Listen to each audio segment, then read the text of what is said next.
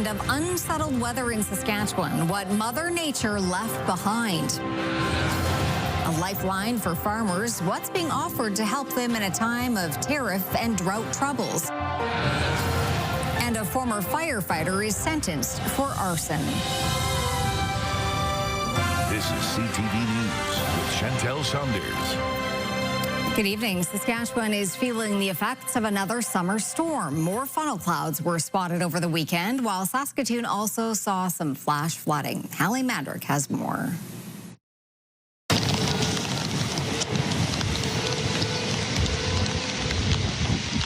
Funnel clouds spotted southeast of Saskatoon near the town of Allen. People taking to social media to share images of the storm. While funnel clouds were seen in the area, Environment Canada is still working to determine if a tornado touched down. Fortunately, in this case, there is no damage that we know of, at least at this moment, from these thunderstorms yesterday. However, it can make it a little bit trickier to confirm, whether that funnel cloud did in fact come in contact with the ground and become a tornado. Several communities, including Saskatoon, experienced significant flooding from Sunday's storm. Saskatoon has 2 drainage systems to mitigate flooding. The city says both its major and minor systems were used. We got calls from about 8 different streets that there was some ponding on the streets, and so that can impede traffic, that kind of thing, which is unfortunate. But what will happen over time is that small system or the minor system will remove that water after the rain has stopped and things will dry up, and we can carry on with business as usual. While the heavy rainfall can cause some temporarily flooded streets, the drainage system is still functioning properly. And as the storm season continues, Saskatoon's draining system will likely be put to the test again.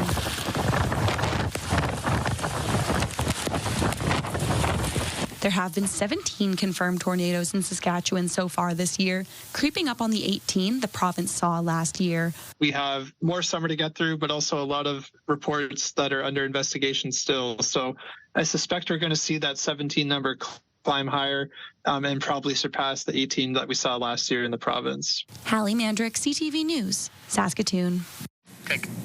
Producers struggling with drought and tariffs are being offered a lifeline. As Jacob Carr reports, changes are coming to the agri-stability program.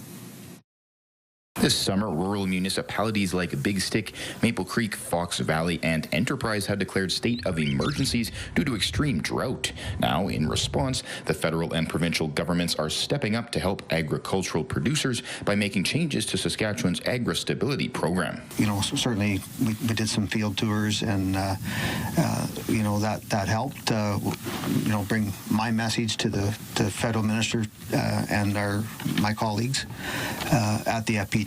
Changes for the 2025 year include a 10% increase in the compensation rate from 80 to 90% and doubling the maximum payment cap from $3 million to $6 million. The provincial NDP acknowledged the changes are positive but remain concerned about other factors affecting markets like tariffs. Changes to agri-stability are good. Certainly it's part of what we've been calling for, but agri-stability is nobody's first choice, right? Farmers want their crop in a bin, and they want to see the value of those crops helping grow their industry. The Agricultural Producers Association of Saskatchewan says the 10% bump could make a significant difference to some farmers on the agri-stability program.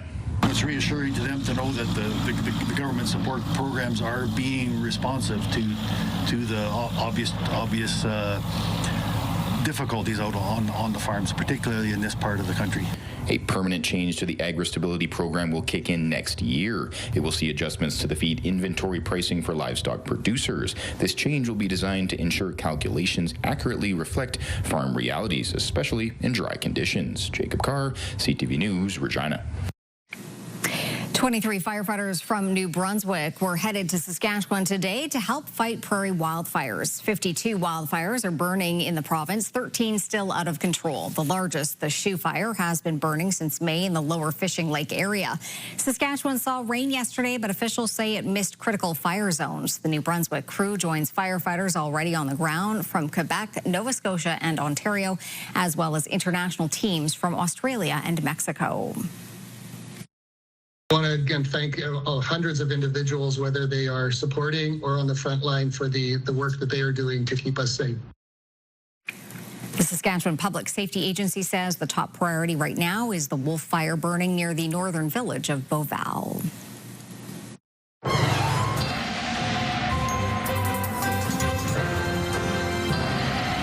Jeff, that smoke was creeping into Saskatoon a little bit earlier today in the Prince Albert area as well. Oh yeah, and it's thick, and it's our air quality index is high right now. It's just not good at all. And of course, certainly our sympathies are with everyone who's working so hard up north to try and keep these fires at bay. We do have moisture in the province, but it's down south again, and in parts of central Saskatchewan where we need it is not where it's showing up right now. We'll talk about the long-range forecast a little later on. Parts of southern Saskatchewan also dealing with the aftermath of flash flooding brought on by heavy rainfall on Saturday. Some areas saw rainfall totals of 100 millimeters. Brittany Poitras has more. Navigating streets full of water in a canoe. Just one example of how extreme the flash flooding was over the weekend. It's kind of a once in every decade kind of flood. Over a 12-hour period, communities in southwest Saskatchewan, including Eston, were hammered with up to 100 millimeters of rain, filling streets and even homes with water. I'd say probably maybe a third. Yeah, the low-lying areas in town will definitely be impacted. The parks, the rec facilities, like the ball diamonds, were all completely underwater. This isn't the first time Eston has seen this type of downpour. 4 weeks ago, the town saw similar rainfall that impacted businesses, including the town's golf course. There were 3 separate storms throughout the day, causing widespread flooding. The ground has absorbed water already. And then when you get a heavy downpour from a thunderstorm on top of that, there's just kind of the ground's just not really able to absorb that extra water. And so it becomes overland flooding, essentially. Town officials say cleanup efforts are underway. The town crew, the water treatment plant manager, and the town foreman and all the staff, they've been working tirelessly nonstop basically since Saturday afternoon, just going to try and get the storm drains all cleaned out. Although the worst is over, there is more rain expected in the forecast. Probably not going to be as intense as we saw on the weekend, but, still thunderstorms bring heavy rain, so it's still something we'll have to contend with for the next couple days. The rain is expected to let up later this week, bringing with it sunshine and rising temperatures. Brittany Poitras, CTV News in Regina.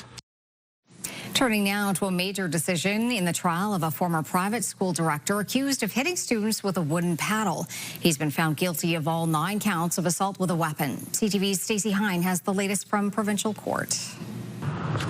65-year-old John Oli Babokin leaves court after being found guilty on all 9 charges of assault with a weapon. The charges date back to 2003 when Ola Babokin was a director at Christian Central Academy. His victims calling the verdict validating. Now to have the justice systems, say this wasn't okay, that's very validating and healing for everybody. His trial began in June of 2024 with 9 students testifying Ola Babokin hit them with a wooden paddle. Some students saying they were left with bruises and welts. During Ola Babokin's testimony, he denied paddling any students. He agreed paddling was part of the disciplinary process, but said it was carried out by the principal. He testified wooden paddles were removed from the school in 2004 following a Supreme Court ruling that banned corporal punishment. In her 2-hour decision, Judge Lisa Watson said Ola Babokin is not credible. She pointed to several inconsistencies in his testimony,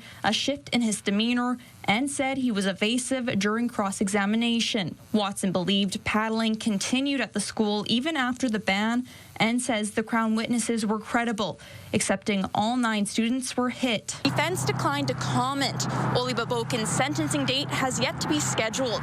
Stacey Hine, CTV News, Saskatoon. The judge has chosen to give probation, not jail time, for a Saskatchewan firefighter guilty of arson. John Flatters has the details from Unity. 25-year-old Logan Sieben was arrested and charged with arson causing mischief after a series of hay bales were set on fire near Macklin in July and August of 2024. Court heard 30 suspicious fires were set in the area near Macklin. Sebin admitted to setting 3. At the time of his arrest, Macklin Fire Chief Justin Bass said Sebin was a member of the Macklin and District Fire Department. Court heard Sebin was a 25-year-old with no prior criminal record but had been dealing with significant health issues since 2017, with what was described as a mental health spiral in April 2024. The judge acknowledged Sebin's conduct was very much out of character, that he had apologized and was taking counseling for mental health. The Crown says Sebin's quick admission saves significant court resources, as 10 to 14 witnesses would be required. It also acknowledged Sebin had been complying with conditions. He appeared with family at a courthouse in Unity Monday for sentencing. Sebin was sentenced to 18 months of probation, 200 hours community service, counseling, and the condition not to possess any fire-starting equipment like matches or lighters. When speaking to the court, Sebin said, quote, "I'm truly sorry, and I'll do everything I can to make it right." John Flatters, CTV News, Unity. HIV numbers were a concern in Saskatchewan. Now a new partnership is looking to slow down the numbers of the illness as well as other serious infections in the province. Mick Favel has the details of a new program before its debut. Jason Littleford is demonstrating what someone about to be tested for HIV, hepatitis C, and syphilis would experience. He's part of a team at the AIDS Programs South Saskatchewan looking to combat these illnesses using new tactics not yet seen in Saskatchewan. Essentially meet individuals where they're at. And by doing that, we go to pop-ups at different locations where needles have been found and picked up and do our best to do the education part and then get people tested, connect them with care. Pop-up tents will happen every 2 to 3 weeks. Their locations determined by information currently being gathered through a needle pickup app. The app holds data from needles found and picked up since 2021. Since then, 38,000 needles have been picked up in Regina. With these pop-up events, we're able to provide education around PEP and PrEP, which is a pre-exposure prophylaxis and a post-exposure prophylaxis. It's a medication that you can take to prevent the HIV virus, and as well as if you've ever been exposed. According to APSS, Saskatchewan has nearly 5 times the national average when it comes to HIV cases. In 2023, Saskatchewan also had the highest HIV rates in the country, narrowly outpacing neighboring Manitoba. If you don't know your status, you could be transmitting that illness to someone else. So that's what our main goal is, to decrease the infections as well as to reduce the stigma in the community. We're here, then there's people that haven't lived experience. It makes it easier for us to connect them with care, right? So it makes it easier to talk to a person when you know that they've been through the same struggles. This week, a pop-up is being planned for the North Central neighborhood as the group looks to address the stigma associated with these serious illnesses and get people talking about what is happening in the province. Mick Favel, CTV News, Regina. A boost today for a group of Prince Albert veterans. As Jasmine Pelche reports, a cash commitment from the province aims to provide some updates to its building. Staring into Kevin in the back of the bed. The Prince Albert Army, Navy, and Air Force Veterans Organization, or ANAVETS Unit 222, is receiving some much-needed funding from the province to make building repairs. We're looking at a building that's getting close to 100 years old here now. Yeah. A lot of things need to be replaced. The Saskatchewan Veterans Service Club Support Program provides grants up to $30,000 to organizations like ANAVETS and the Royal Canadian Legion for building repairs and maintenance. The ANAVETS have used previous grants through the program to repair their aging facility, including upgrades to the floors and electrical wiring. ANAVETS hopes the repairs will help revitalize interest in the organization and plans to rent out the basement space for community events. The revenue will be used to help cover bills. Our membership is up to just about 300, and we're still working on it. Yeah. So we're having events here. Since the grant program began in 2019, the Prince Albert Royal Canadian Legion branch and ANAVETS Unit 222 have received a total $286,000 in grant money. ANAVETS members say the program has already helped them out a lot. It's an old building, and it needs a lot of maintenance over the years. Like, we could do Band-Aids, but without this grant program, we wouldn't be able to do that. For the 2025-2026 year, $1.4 million in project grants were provided to 67 Legion branches, Anavets units, and other registered nonprofit veterans organizations across Saskatchewan. Jasmine Pelche, CTV News, Prince Albert.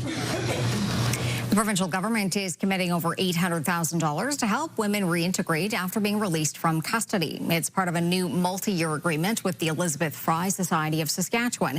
$280,000 will be spent annually between now and 2028 for the Wickawin Supportive Housing Program. The Elizabeth Fry Society will provide supervision of women living at the property as well as wraparound services, including addictions services and income assistance. We want somebody to be healthy and thriving in their home community. That means reintegration into the community. It means reunification with their loved ones, if they have children or spouses or other family members. Making sure that when somebody comes out of a custodial environment, that they're being merged back into the community, reunified, and reintegrated in a very holistic way. The province says the agreement expands on its pre-existing relationship with the society, including a $330,000 two-year commitment announced last year to help expand its presence in women's correctional facilities to deliver cultural programming and supports. More than 1,000 athletes and over 100 artists came together over the weekend for the YXC Urban Games. Now into its second year, the event in Victoria Park featured 13 urban sports, including spike ball, 3x3 basketball, and dodgeball. It also saw live music and dance performances, along with interactive art installations. In the weeks leading up to the games, 60 young people took part in a 7-week mentorship program where they were introduced to various urban sports and art forms. They've created art that is now on display, and that's something that we're really proud of. Those kids now have somewhere and something to belong to that they didn't before. Klochuk says the event brought in people from across Canada. Still to come on CTV News, U.S. senators in the Canadian capital for some important discussions, and a meeting of the minds as Canada's provincial and territorial leaders gather.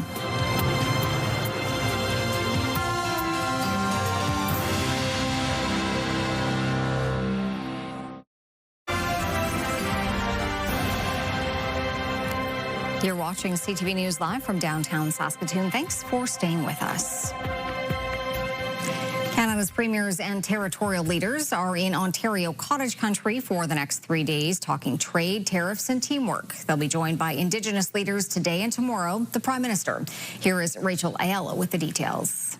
Well, first of all, I want to welcome everyone. Premiers today kicked off the annual Summer Council of the Federation meeting at a critical time for the country. Right now, our economy in all Canada suffers because of the uncertainty. Facing intensifying tariff pressure from the U.S. and a looming deadline to reach a new trade deal, premiers have come to cottage country to work together to find ways to drive Canadian prosperity. I'm feeling fantastic. Ontario Premier Doug Ford is hosting the 3-day meeting and started it off calling for a revived Buy Canadian push in every province and territory. Start buying Canadian-made everything. We are an economic powerhouse, and we don't have to take a backseat to anyone. Beyond buying local, premiers say Canada needs to build.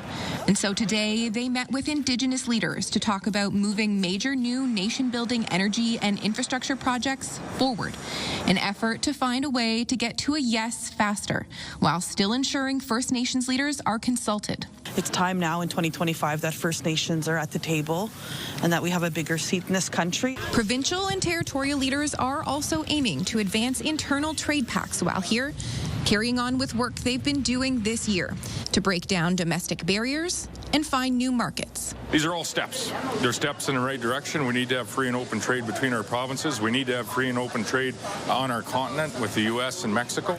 Tonight, premiers will be having dinner at Ford's nearby family cottage, a private planning session ahead of a big meeting with Prime Minister Mark Carney tomorrow. Rachel Aiello, CTV News, Huntsville, Ontario. During today's gathering in Ontario, an agreement was made between Saskatchewan and Manitoba to remove several trade barriers. The premiers of the two provinces signed a memorandum of understanding, which includes a framework for direct-to-consumer alcohol sales and what's known as mutual recognition. Billions of dollars in interprovincial trade is already done every year between Saskatchewan and Manitoba. Similar agreements have also been signed with Ontario and Prince Edward Island. A group of U.S. senators are in Ottawa today, meeting with a number of Liberal cabinet ministers, including Prime Minister Mark Carney. They're talking about the ongoing trade war and how Canada can avoid punishing tariffs on August 1st. That's the deadline U.S. President Donald Trump imposed for a number of countries to come up with a new trade deal. CTV's Mike Couture on the meeting and the path forward. The group of bipartisan senators say they're here to build bridges, not to throw wrenches, as Canada and the U.S. attempt to hammer out a trade agreement. Now, all of them are opposed to the looming 35% tariffs on a number of Canadian goods. Looking forward to it. There was an air of positivity as the four American senators went into the meeting with Prime Minister Mark Carney, and they felt progress was made 45 minutes later and in another meeting with Foreign Affairs Minister Anita Anand. She says we have a framework within that we wish to operate. We have the frame, we need to make it work.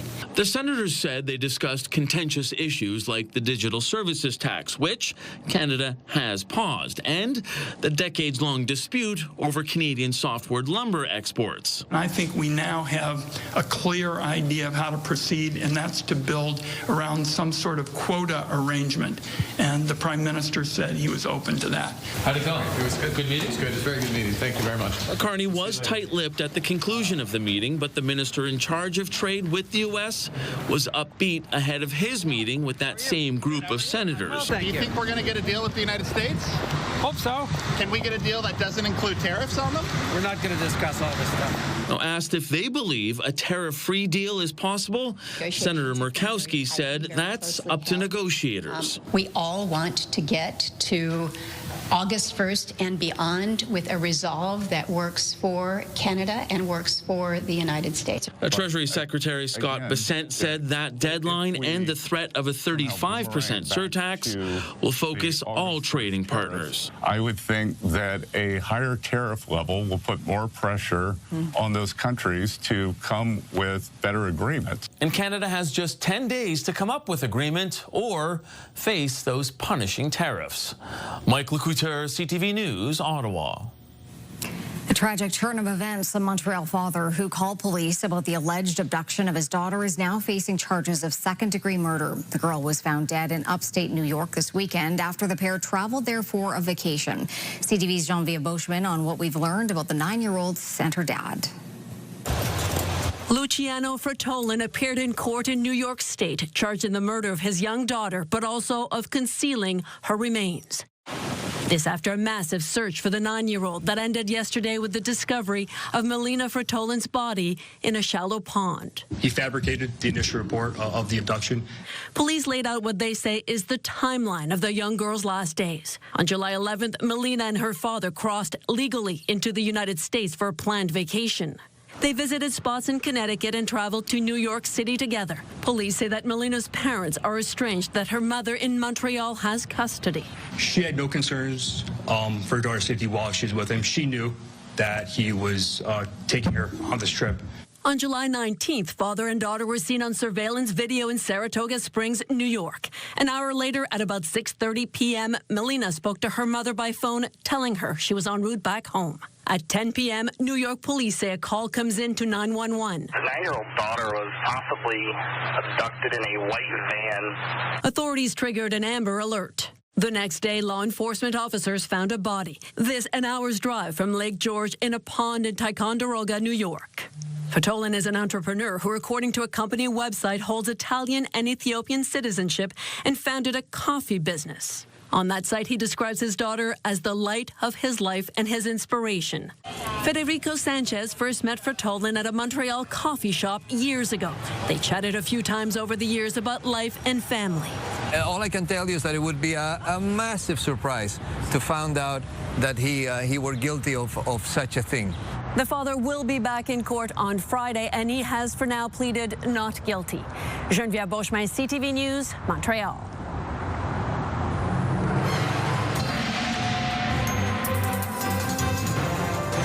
Going on Saskatchewan, TV's Quincy Thomas here, and I'll be in your neck of the woods between the 25th and the 29th with the Giggles and Gravel stand-up comedy tour. So check out Lawn Chair Last for specific locations. Hope to see you out there. In the meantime, Jeff, what's the weather going to be like? Well, Quasey, you've got a few dates coming up with the Giggles and Gravel comedy tour. Well, a lovely shot of Waka Lake. So we are going to talk about Waka Lake. Now, it's not going to be this way. It's going to be a bit more cloudy on Waka on, I believe it's Monday, a week from today when you are there. But, of course, you've got dates in Saskatoon and at Emma Lake. But then July 28th out at Waka Lake, it's going to be about 25 degrees. There's a chance of showers that day. And for more information, you can go to jumpcomedy.com. Hey, it's a water ski jump. It all fits. Sure. Anyhow, let's take a look and see what our almanac or our current temperatures are. 20 degrees in Saskatoon and in Prince Albert. 19 in the Battlefords. We're all dealing with some air quality issues, though. As we take a look at Saskatoon's almanac, our high, 20 degrees. 25 is typical for this time of year. 38, that's the record warm temperature from 1929. The record cold temperature, 5 degrees, tie for that, from 1892 and 1904. So some long-standing records there. The sun came up at 5:12. It's going to go down at 9:14. Coming up, connecting with culture and community. Why this year's Back to Batoche is being called one for the ages.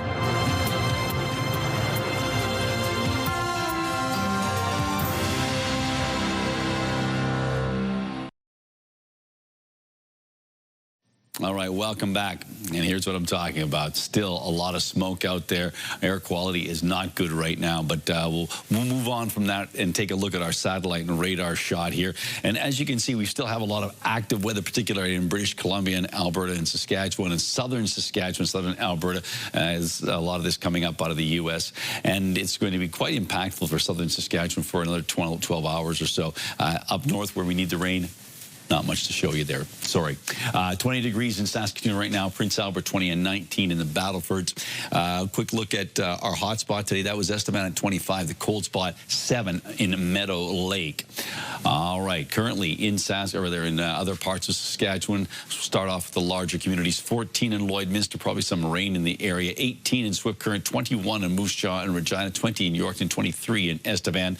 In central parts of the province, temperatures ranging from a somewhat chilly 14 degrees in Meadow Lake up to 21 in a few locations, and we do have so temperatures in the mid to high teens, low 20s, so a bit of variation there. Up north into the teens, we have 13 degrees in Stony Rapids, 16 in a number of communities, 18 in South End and 17 in Sandy Bay, Island Falls.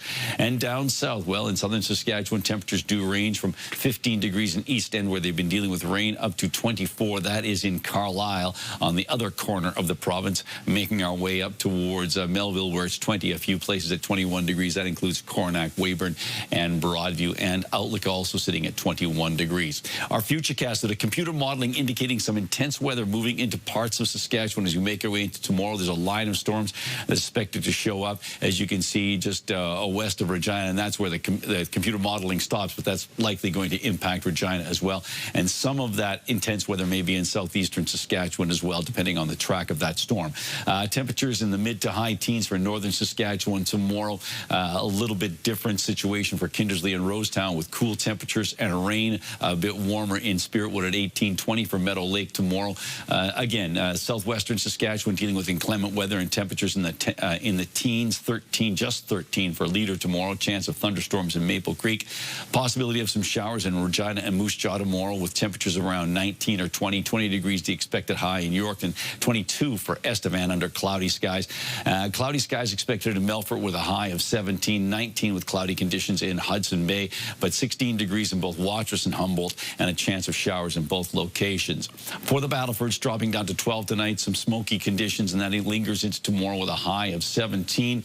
And then we've got ourselves 21 on Wednesday, 27 on Thursday, Friday 25, and then temperatures a little bit below seasonal for the weekend, but no rain in store, and 24 1 week from today. Overnight tonight in the Prince Albert, Alberta area, 10 degrees, 19 tomorrow. We're expecting the air quality index to stay on the very high risk part of the scale. And then into Wednesday, mainly sunny and 22, but we're still dealing with, likely dealing with some bad air situations. 25 on Thursday, 27 on Friday, Saturday 24, chance of showers on Sunday, and Monday 25 degrees and mainly cloudy skies. For Saskatoon, air quality index sticking with the high risk part of the scale, 12 degrees, and then tomorrow warming up to 16, just 16 with a chance of showers. Again, the high risk on the air quality index, and 21 on Wednesday, 27 on Thursday, Friday 28, and 24 on Saturday and Sunday. Sunday comes with a chance of showers, and 26 1 week from today.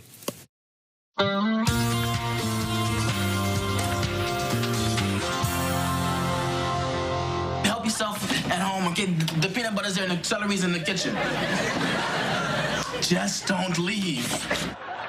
Malcolm Joel Warner, best known for his work on The Cosby Show, has died in a drowning accident in Costa Rica. Warner rose to fame as a child star playing Theo Huxtable in the hit sitcom from 1984 to 1992. He also acted in the TV series Malcolm and Eddie, Read Between the Lines, and the film Fool's Gold. He was 54. Question myself in the same situation and consider the consequences. People were going to die. The new Superman movie was once again flying high at the weekend box office. The Man of Steel brought in another $57.3 million U.S. across North America for ticket sales of over $400 million to date worldwide. Jurassic World Rebirth also stayed where it was last weekend, bringing in $23.4 million for second place. And the new take on I Know What You Did Last Summer scared up $13 million for third place. How are we going to do that? Is we're going to use our cameras and put some of you on the big screen. Coldplay frontman Chris Martin was sure to give fans plenty of warning that they may appear on screen during their concert Saturday night. It comes after a concert last week where a couple was shown embracing on the Jumbotron only to duck and hide when they realized they were on camera. The couple turned out to be the CEO of the tech company Astronomer cuddling with the company's head of human resources. For those who don't know, the two are married, but not to each other. Daytime friends, nighttime lovers. Are you going to sing Pick of the Day for us? I might. Beg me. What? What? You got? What Nothing. you got? Okay, moving on. Let's take a look. We've got a triple threat today, and this starts off, I love this one, a regular contributor, Greg DeRoos. On our many walks in Brevard Park, we encounter some very interesting cloud formations, and that one looks pretty wild. So thank you, Greg, for sharing that image with us. Giselle Cook from Watrous. A bee feasting on a honeysuckle blossom in our yard. Great close-up there. Thank you, Giselle. And from Tyler Lear, my name is Tyler, and this is my dog. His name is Boss, on his way back from a nice long walk. Yeah, that's a happy dog. And if you'd like to share an image with us, you can do so by sending it to cfqcnews@ctv.ca. Please try and shoot them on the horizontal axis. That would be great. Still to come on CTV News, what the Riders are taking out of their big win over the Lions. But up next, a celebration of Métis culture and community.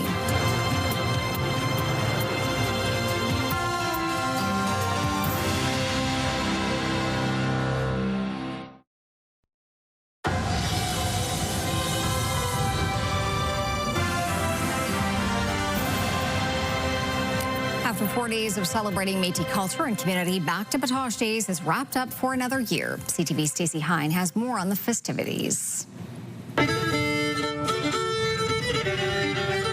4 days of fiddling, jigging,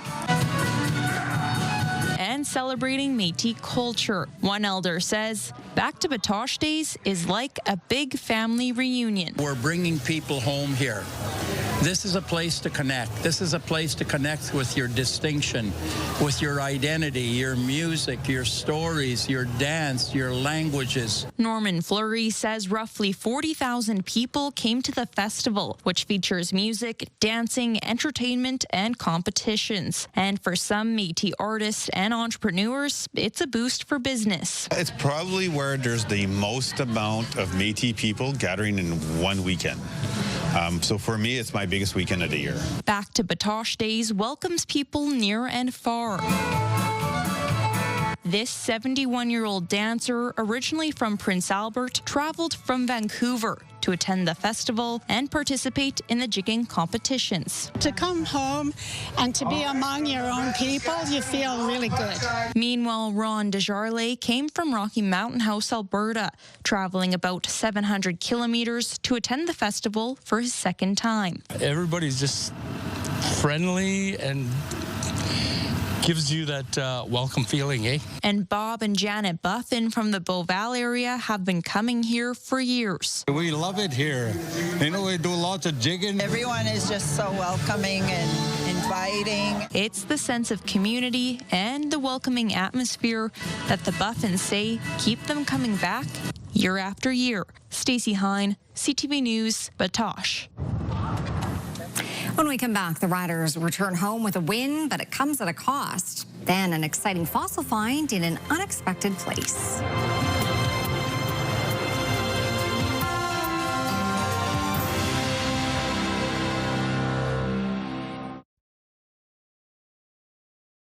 All right, welcome back. Let's take a look at the forecast for tomorrow. And once again, I want to emphasize these icons. Do not take into consideration what the air quality issues will be like tomorrow. So let's take a look at Meadow Lake, 20 degrees tomorrow with partly cloudy skies. A bit more in the way of cloud cover for Lloydminster and Spiritwood, both at 18 degrees. 1 degree cooler in Melfort. Lots of clouds out there. And then on the edge of that system, Watrous, Kindersley, Outlook, and Wynyard, all dealing with some showers, likely about a 40 or 50% chance of some shower activity. And is that going to be the case south of the Yellowhead down towards the Trans-Canada?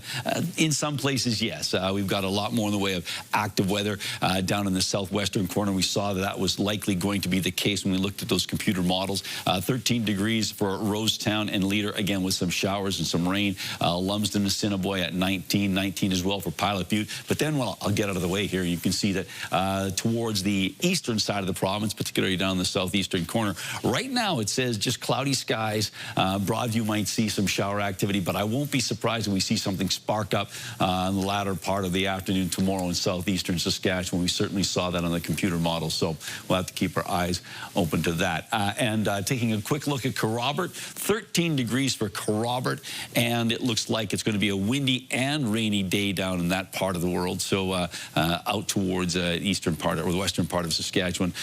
So it looks like it's going to be a inclement day in that respect. And Kerrobert is one of those places where internet plans of up to 1 gig are available from SaskTel. The Riders returning home from the West Coast with a 33-27 victory over the Lions Saturday night, securing the season series against BC. First and 10 from the 30. Harris, pump fake. Now a shot down the sideline. Touchdown Riders. Drops it in there for Myers. Receiver Dante Myers posted his second multi-touchdown game and is now tied with A.J. Ouellette for the most touchdowns by a Rider this season with 4. Trevor Harris has 9 touchdowns in 5 games and 26 yards passing and a completion percentage of 76%. Both Harris and the team's head coach happy with their efforts to take the game. Sustaining drives, it does, multiple things. One, allows them to catch their breath. It allows us to, play on their side of the sandbox a little bit more, keep field position. And it allows us to get more plays. And so we can obviously, get into more of our game plan stuff and, get into a little bit more of a rhythm, because offense is all about rhythm. And if we can continue to develop rhythm, those are hard offenses to stop. Trevor was dialed, the offensive line. I know Trevor got touched a couple times, but for the most part, man, I thought they did a hell of a job. Shout out to Darius Washington as well, jumping in there for his first game against Betts and Tehama. I thought he did a great job, man, and the rest of the unit. And then, I thought we had some hard runs on there, and they did a solid job. Meanwhile, running back Kadeem Carey is out with a long-term lower body injury, with Thomas Bertrand Huden already on the 6-game injured list. GM Jeremy O'Day will likely be busy this week looking for a backup to A.J. Ouellette. Health officials are warning people in Saskatchewan about salami linked to a salmonella outbreak. The Canadian Food Inspection Agency has now recalled more than 65 meat products. At first, the agency said the items were only sold in Ontario, Alberta, Manitoba, and Quebec, but Saskatchewan and BC have now been added to that list. So far, 87 people have gotten sick and 9 have been hospitalized. You can find the full list of recalled products and package codes on the Food Inspection Agency's website. Automaker Stellantis is predicting a record net loss, and it says it's due to the U.S. tariffs. This is a great example of a North American producer that produces in Canada and the U.S. that's being hurt by the tariffs. And we really need to get the message across that tariffs hurt the economies of both sides of the border. The automaker is reporting a preliminary estimated loss of $2.7 billion due to the tariffs and the weakening demand in its European market. The CEO is promising a gradual and sustainable improvement in the second half of the year. Turning to local gas prices now, the average price in Saskatoon just over $1.34 a litre. That is holding steady. Lowest price in town is $1.24.9. On Saskatchewan markets, Cameco finished the day at $105.52. Nutrien was down $1.28. Coming up next, a dino discovery that has paleontologists celebrating. Then some guys have all the luck, quite literally.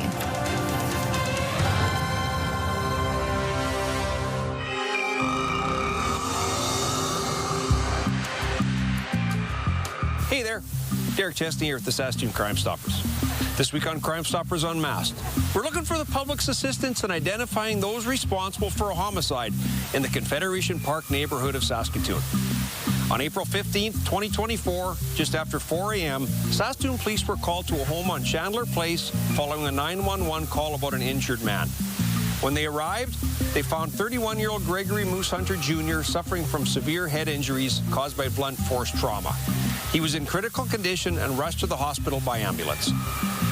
Through investigation, police learned that Gregory had been at a gathering inside a detached garage on Chandler Place. At some point during the party, a group of males confronted him, and he was brutally assaulted with the weapon. Despite his injuries, Gregory was able to escape and make it to a nearby residence to seek help.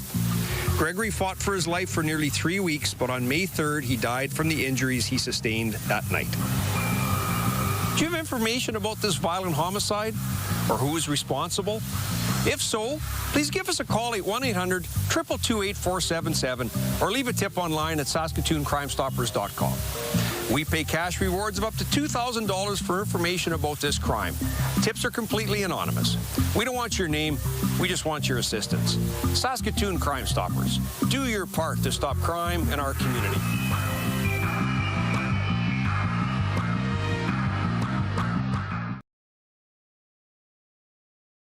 Select Hair Services brought to you by Sage, the beauty bar. Get comfortable and settle in with these top shows all right here tonight on CTV. Well, now to a dino discovery in Denver. In January, paleontologists began drilling under the city's Museum of Nature and Science. They were hoping to learn more about the layers of rock underneath the building. To their surprise, they found a partial fossil of a dinosaur. It's small, just about as wide as the length of a golf tee. Scientists believe it belonged to a plant-eating dinosaur that lived 67 million years ago. So, all right. Just a short time ago. Not what I thought of when there you go, and the image popped up, but there you go. Okay, well, we don't want to know what you were thinking, do we? It's a Rorschach test. All right, a man from Boston is living proof that lightning does strike twice, and so does good luck. Paul Corcoran brought a multi-draw ticket for Powerball's play on January 9th, but he thought there was something wrong with the ticket, so he decided he would buy a second ticket at another store. It turns out both tickets matched 5 of the winning numbers, but not the Powerball. The winning tickets paid out $1 million each. Not bad. Not bad at all. I don't know what's wrong with the ticket. Nothing, clearly. Exactly. Right? It's like kind of a classic Boston look there, too. There you go. All right. Quick look at our situation tomorrow. We're still anticipating the air quality index. Right now, it is 10 plus in Saskatoon and Prince Albert, and basically got bad early in the afternoon. It jumped from 5 to 10 in both locations, so it's been nasty. So we got a chance of some showers in the afternoon, but even though it's cloudy, the big deal of the day is going to be the fact that the air quality index is not going to be good, so please be careful. And it's already a little bit cooler to begin with, so Yeah, true enough. going to make a difference. Yeah, it makes a big difference in that respect, yeah. All right, but it will be warmer later in the week. Yes, later in the week, it's going to be quite warm. All right, thanks for watching. Have a great evening. Bye-bye.